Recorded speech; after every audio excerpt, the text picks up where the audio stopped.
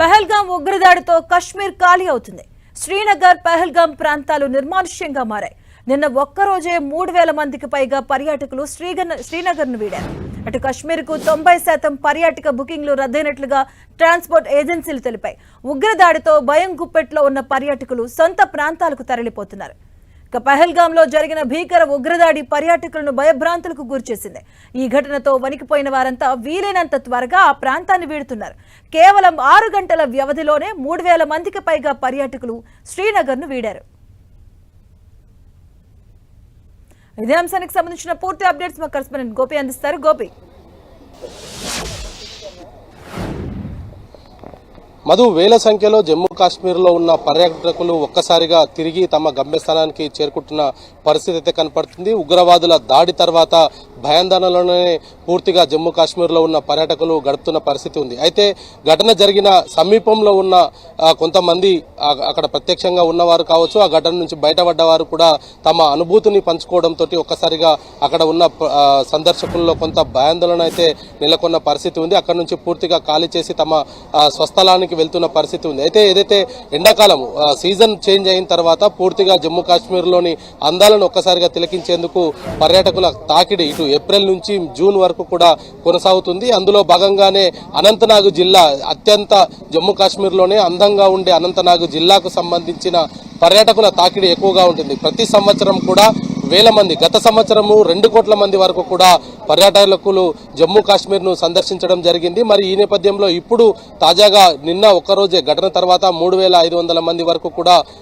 సందర్శకులు అక్కడి నుంచి తిరిగి వెళ్లారంటే అక్కడ పరిస్థితి ఏ విధంగా ఉంది అనేది కూడా మనం అంచనా వేయొచ్చు. అయితే పూర్తిగా ఇటు ఒకవైపు ఉగ్రవాదులను వేటాడుతూనే మరొక వైపు అక్కడ ఉన్న యాత్రికులందరినీ కూడా తిరిగి తమ స్వస్థలానికి చేరే విధంగా ఇప్పటికే ఆర్మీ, పారామిలిటరీ దళాలు అయితే పూర్తిగా సహకరిస్తున్న పరిస్థితి ఉంది. ఒకవైపు కుంబింగ్ నిర్వహిస్తూనే మరొక వైపు ఈ యొక్క సందర్శకులను తిరిగి తమ గమ్యస్థానాలకు చేరుస్తున్నారు. ఇటు రైల్వే, అదేవిధంగా ఎయిర్ ఫోర్స్ కూడా ప్రత్యేక రైళ్లను, ఎక్కువ విమాన సర్వీసులను కూడా జమ్మూ నుంచి ఇతర ప్రదేశాలకు నడుపుతున్న పరిస్థితి అయితే కనపడుతుంది. ఏదేమైనా గత కొద్ది కాలంగా జమ్మూ కాశ్మీర్లో ఉన్న పరిస్థితులు ప్రస్తుతం ఇప్పుడు అక్కడ లేవు అనేది కూడా చెప్పొచ్చు. ఉగ్రదాడిలో 25 మంది చనిపోయిన నేపథ్యంలో ఇప్పుడు తాజాగా ఢిల్లీ, దేశ రాజధాని ఢిల్లీలో పరిస్థితి ఏ విధంగా ఉంది? ఎందుకంటే ఓవైపు థ్రెట్ మెయిల్స్ కూడా వస్తున్నాయి, సెలబ్రిటీస్ కావచ్చు, అలాగే మరోవైపు నిఘా వర్గాలు కూడా హెచ్చరికలు జారీ చేస్తున్నాయి. ఈ నేపథ్యంలో ఏమైనా ఆంక్షలు విధించే అవకాశం ఉందా? ఢిల్లీలో సిచ్యువేషన్ ఏంటి? ప్రస్తుతం హైకమిషన్, పాకిస్తాన్ కి సంబంధించిన హైకమిషన్ వద్ద ఉన్న భద్రతను కూడా ఈరోజు ఇక్కడ నుంచి తొలగించడం జరిగింది. నిన్న సిసిఎస్ మీటింగ్ అనంతరం ఏదైతే 5 నిర్ణయాలను కీలకంగా పాకిస్తాన్ కు వ్యతిరేకంగా తీసుకోవడం జరిగింది.